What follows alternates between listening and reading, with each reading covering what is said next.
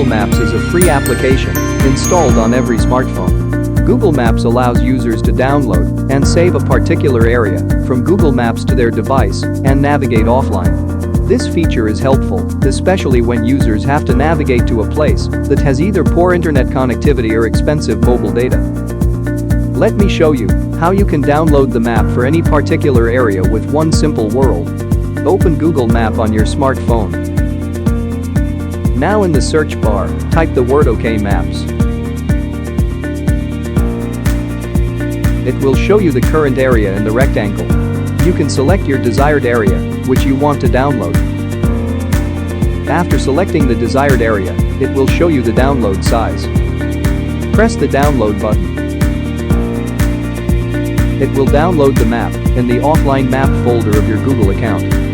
To access the offline maps, click your account on Google Maps and you will see the offline maps folder. Click on that folder and you will see all the maps that you have downloaded and also the expiry dates. You can click on downloaded maps and use them anytime without the internet. This is really nice feature of Google Maps. Thanks for watching. Please like the video and subscribe to the channel.